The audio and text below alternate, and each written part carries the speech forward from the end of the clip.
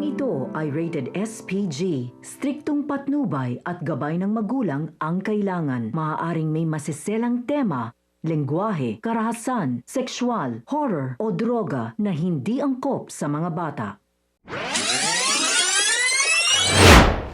Isang mapagpalang araw mga kapamilya and welcome back. Narito ang mga dapat nating abangan sa FPJ's Batang Quiapo.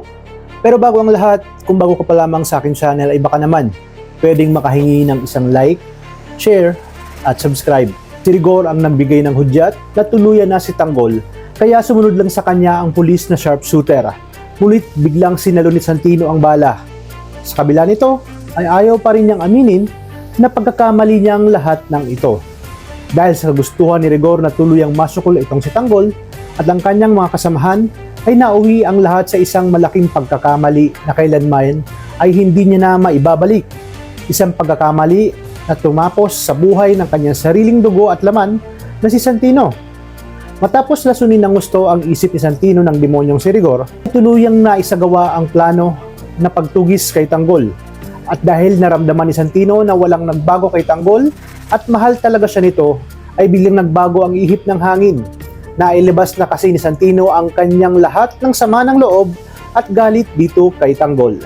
Sa kabila nito, ay sinabi ni Tanggol na hindi niya magagawang patayin ang mag-ina nito dahil kapatid niya at mahal na mahal niya daw ito.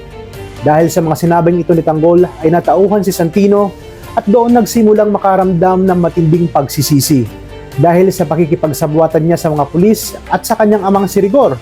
Ngunit huli na nga ang lahat dahil kilala niya si Rigor at desidido talaga itong tapusin ang kanyang kuya Tanggol. Habang nakatayo sila ni Tanggol, iniyakap niya ito ng mahigpit at humingi ng tawad. Dahil sa kabila ng kanyang kabalintunaan, ay naging napakabuti pa rin ito sa kanya. Tunay ng totoong kapatid at pagmamahal ang ipinakita nito at ipinaramdam sa kanya simula pa ng mga bata pa sila. Ang tanging nagawa na lang niya ay sabihin kay Tanggol na isang malaking setup ito kaya tumakas na umano ito dahil napapalibutan na sila ng kapulisan sa pangunguna ng kanyang tatay Rigor. At habang may pagkakataon pa, ay tumakas na nga daw ito. Dito nagulat si Tanggol at imbis na tumakas ay sabay nga sila ni Santinong nakipagbakbakan sa mga kalabang pulis. Dito na nagbigay ng hudyat si Rigor sa kanilang sharpshooter at tuluyan na nga itong si Tanggol. Ngunit itong si Santino ay hindi nag-atubiling iligtas ang kanyang kuya Tanggol. Sa bilis ng pangyayari ay nagawa niyang itulak ito.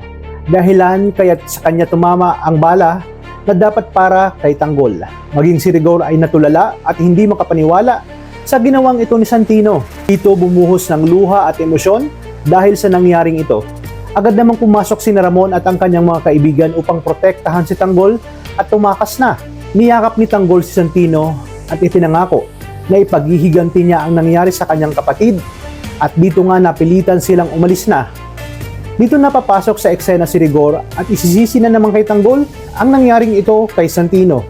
Mas lalo siyang magliliyab sa galit at sukdulan na ang paghihiganti na kanyang gagawin. Dilala niya ang mga labi ni Santino sa kanilang bahay at bantay sarado ng kapulisan ang paligid dahil batid niyang anumang oras ay pupunta sina Tanggol at Marites at doon niya nga daw ito tutuluyan upang mabigyan agad ng hustisya ang pagkamatay ni Santino.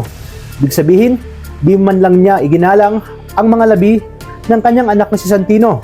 Kaya pakaabangan natin kung paano ang paraan ang gagawin ng ating bidag si Tanggol na maitakas ang mga labi ni Santino upang makapagbigay ng galang at respeto sa huling pagkakataon. Kaya nung pakatutukan natin ang mas tumitindi pang kaganapan dito lang sa numero 1 teleserye ng Sambayanan, ang FPJ's Batang Quiapo.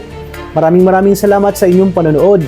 Pagpalain tayong lahat, kapamilya.